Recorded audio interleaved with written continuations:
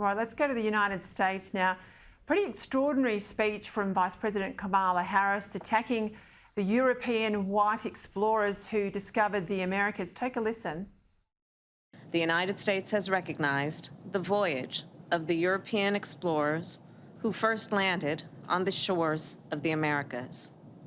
But that is not the whole story. That has never been the whole story.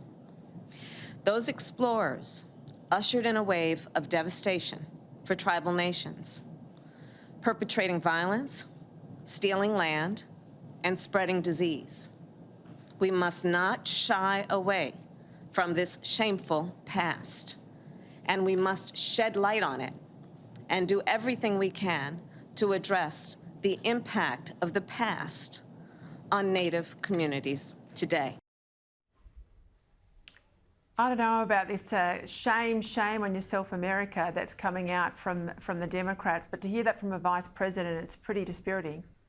Well, Peter, I think really what happened is she just said out loud what everybody already knew. The Democrats and the hard progressive left in America have been thinking for years now and have been pushing through all sorts of avenues. You know, this is Kamala Harris, the vice president of the United States, next in line to be the president when you've got a president who is, let's just say to be politely, declining in function. And she has basically come out and said the United States is an illegitimate nation.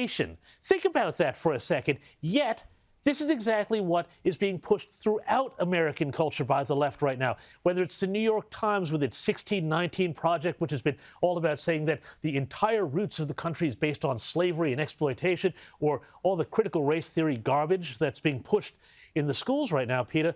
You know, this is just the apogee of this incredible push from the left to say the U.S. is essentially illegitimate in its founding, in its institutions, and right up to the present day.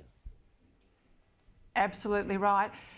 Corey, I've got to ask you, it's a moment in history in Europe with the departure of Angela Merkel, a German chancellor, stepping down. 16 years she's been in office. Her party really flopped at the election last month, 24% of the vote only.